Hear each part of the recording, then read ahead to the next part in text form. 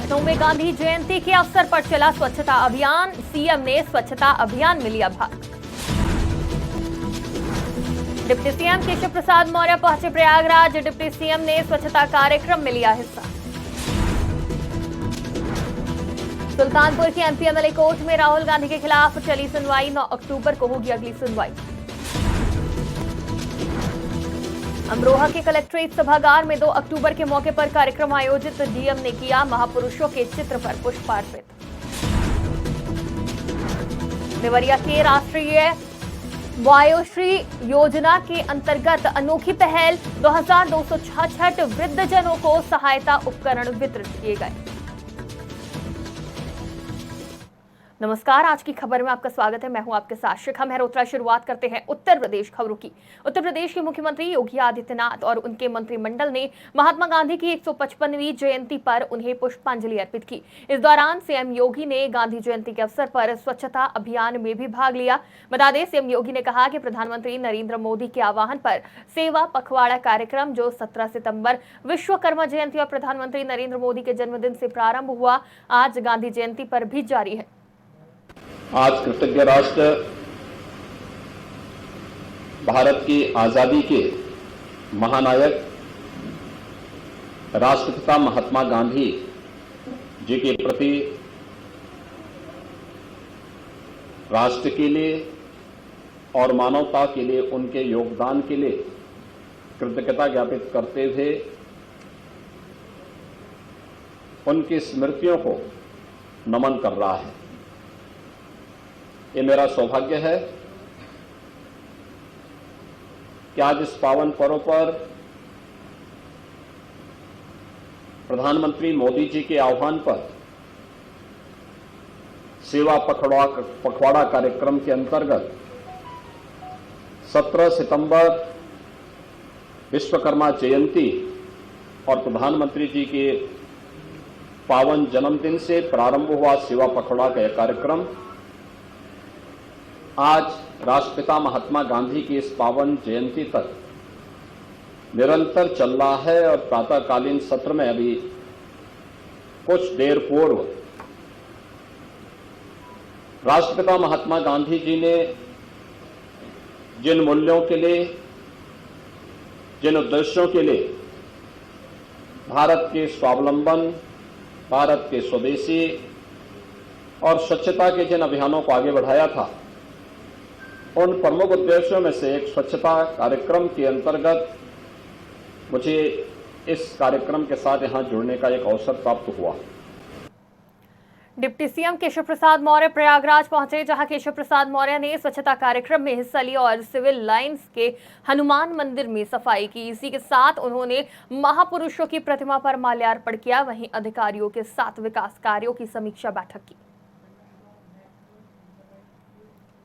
नेता प्रतिपक्ष राहुल गांधी के खिलाफ 1 अक्टूबर को होने वाली सुनवाई 9 अक्टूबर तक टल गई है। बता दें, यह मुकदमा सुल्तानपुर के एमपी एमएलए कोर्ट में अमित शाह के विरुद्ध अभद्र टिप्पणी को लेकर दर्ज कराया गया था। वहीं केस के वादी और भाजपा नेता विजय मिश्रा के एडवोकेट के अस्वस्थ होने पर सुनवाई नहीं हो सकी।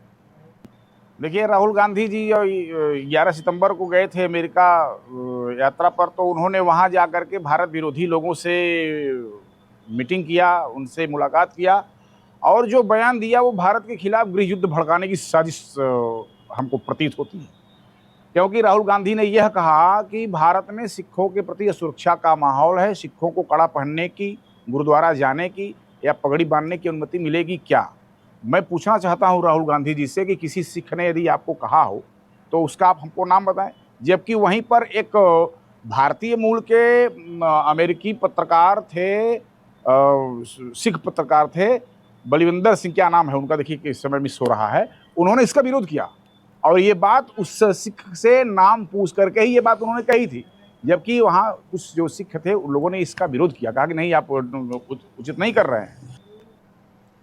अमरोहा के कलेक्ट्रेट सभागार में डीएम की उपस्थिति में 2 अक्टूबर के मौके पर कार्यक्रम का आयोजन किया गया, जहां राष्ट्रपिता महात्मा गांधी की 155वीं और भारत के भूतपूर्व प्रधानमंत्री भारत रत्न लाल बहादुर शास्त्री की 120वीं जयंती भव्यता के साथ मनाई गई। वहीं इस अवसर पर डीएम ने सर्वप्रथम राष्ट्रपिता महात्मा गांधी और लाल बहादुर शास्त्री की मूर्ति पर माल्यार्पण कर पुष्प अर्पित किए, उन्हें शत शत नमन किया। देवरिया में राष्ट्रीय वरीयश्री योजना के अंतर्गत वृद्ध जनों को सहायक उपकरण वितरित किए गए। बता दें, अंतर्राष्ट्रीय वृद्ध जन दिवस के मौके पर 60 साल से अधिक आयु के 2266 चिन्हित वृद्ध जनों में 12,994 निःशुल्क सहायक उपकरण वितरण किया गया। साथ ही इस अवसर पर सदर सांसद ने कहा कि वृद्ध जनों की देखभाल करना हमारा सामाजिक दायित्व है और सभी अधिकारियों द्वारा कार्यक्रम में सफल आयोजन के लिए प्रयास किया गया है। जालौन में गांधी जयंती बड़ी धूमधाम से मनाई गई, जहां जिलाधिकारी ने कलेक्ट्रेट परिसर में एकता और अखंडता की शपथ दिलाते हुए कर्मचारियों को महात्मा गांधी के आदर्शों पर चलने की बात कही। इस दौरान स्कूली बच्चों ने सड़क सुरक्षा पखवाड़ा के तहत कार्यक्रम का आयोजन किया। वहीं जिला अस्पताल में रक्तदान शिविर का आयोजन किया गया। इसमें रक्तदाताओं ने लोगों की जान बचाने के लिए ब्लड डोनेट किया और उनकी मदद की शपथ ली। 2 अक्टूबर से 16 अक्टूबर तक उत्तर प्रदेश शासन के निर्देश पर ये पखवाड़ा मनाया जा रहा है। मुख्य रूप से जो जनता है हमारी, इसको जागरूक करना ताकि यातायात के नियमों का पालन करें वो, और दुर्घटनाओं की संख्या हम बहुत कम कर सकें। इस दिशा में आज उसका प्रारंभ किया गया है। इसमें बच्चों को आज हम लोगों ने जागरूक किया है, साथ में वाहनों से इस यातायात नियमों के पालन के बारे में जागरूकता बढ़ाने के लिए उनको रवाना किया गया है। आगे भी 14 दिन और इस तरीके के अन्य विभिन्न कार्यक्रम हैं, इसको अच्छे से कराकर हम लोग जनता को जागरूक करेंगे। ठीक है, शासन के निर्देश पे ये सड़क सुरक्षा पखवाड़ा मनाया जा रहा है। इसके तहत आज विभिन्न प्रकार के कार्यक्रम आयोजित किए गए, जिससे लोगों को जागरूक किया जा सके। जो रोड सेफ्टी से जुड़े हुए विभाग हैं उनको भी अवेयर किया गया है कि ताकि वो सड़क मरम्मत से लेकर के सड़क सुधार संकेतक लगाएं। सभी स्कूलों में बच्चों को जागरूक करें यातायात नियमों का और उनके प्रबंधन का, उनको पूरा ट्रेनिंग दें, पाठ पढ़ाएं। इन्हीं को लेकर के आज जो है कार्यक्रम आयोजित ये शासन के निर्देश पे ये सड़क सुरक्षा पखवाड़ा मनाया जा रहा है। इसके तहत आज विभिन्न प्रकार के कार्यक्रम आयोजित किए गए, जिससे लोगों को जागरूक किया जा सके।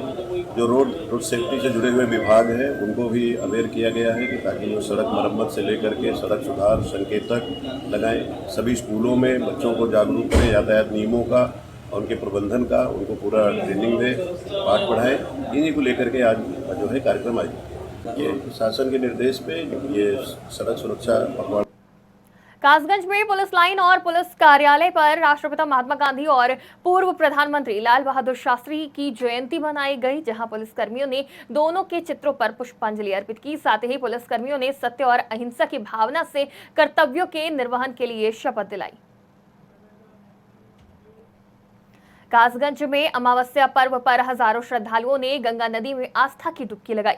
इस दौरान जनपद के सोरो, हरी की पौड़ी, लहरा घाट, कादरगंज गंगा घाट पर श्रद्धालुओं की जमकर भीड़ लगी। वहीं स्नान के बाद सभी श्रद्धालुओं ने पूजा पाठ कर पितरों को जल अर्पित किया, जिसके चलते गंगा घाटों पर सुरक्षा की दृष्टि से गोताखोर भी मौजूद दिखे। कौशाम्बी में एक बाइक सवार को बचाने के चक्कर में डीसीएम पलट गई, जिसमें एक की दर्दनाक मौत हो गई और 2 लोग हादसे में गंभीर रूप से घायल हो गए। वहीं घटना के बाद पुलिस ने पहुंचकर शव को डीसीएम से निकालकर पोस्टमार्टम के लिए भेजा। साथ ही घटना की सूचना पर मृतक परिवार के लोग मौके पर पहुंचे, जिनका रो रो कर बुरा हाल है। सीतापुर में फिर दिखा तेज रफ्तार का कहर, जिसमें बाइक सवार 2 युवकों की दर्दनाक मौत हो गई। इस दौरान तेज रफ्तार कार ने बाइक सवारों को जोरदार टक्कर मार दी, जिसके बाद मौके पर पहुंची पुलिस ने शव को कब्जे में लेकर पोस्टमार्टम के लिए भेज दिया। नवरात्रि की शुरुआत 3 अक्टूबर से हो रही है। ऐसे में इस बार की नवरात्रि बहुत ही खास मानी जा रही है। वहीं काशी के विद्वान ज्योतिष पंडित दैवज्ञ कृष्ण शास्त्री ने बताया कि इस बार माता दुर्गा का आगमन डोली पर होने वाला है, जहां देवी पुराण के अनुसार पालकी पर सवार का संकेत है कि देश में आर्थिक मंदी आ सकती है, जिसमें प्रकृति अपने रौद्र रूप में जान माल का नुकसान कर सकती है। साथ ही इस साल नवरात्र में देवी का प्रतिकीर्ति नामक योग लग रहा है। ये योग लगभग 890 वर्षों के पश्चात लग रहा है। जी, देखिए जैसा है कि ये नवरात्रि है और शारदीय नवरात्रि है और नवरात्रि के पावन पर्व पर आप सबको हम ज्ञात है कि माता रानी का जो आगमन का है वो पालकी पर माता रानी आ रही हैं और प्रस्थान जो है तो गमन पर है, अर्थात मुर्गा वाहन पर माता रानी का प्रस्थान है। किंतु इन सबके बाद भी 890 वर्ष पश्चात जो है तो प्रीति योग बन रहा है, जहां पर प्रीति योग बनने के कारण यह नवरात्रि का पावन पर्व अत्यंत ही शुभदायक और लाभदायक हो गया है। और साधना की दृष्टि से देखा जाए तो इसमें साधना करने से कई लाख गुना फल प्राप्त होगा, क्योंकि प्रीति कीर्ति नामक योग जो है ये हर प्रकार से अमंगलों को दूर करता है और हर प्रकार से मानव जीवन को आगे की ओर उत्थान की ओर लाने के लिए सामर्थ्यवान है। और प्रीति कीर्ति योग के कारण ही माता रानी का यह पावन पर्व और ही खुशहाली पूर्वक और माता रानी की कृपा पात्र को प्राप्त करने के लिए सुगम साधन बन चुका है।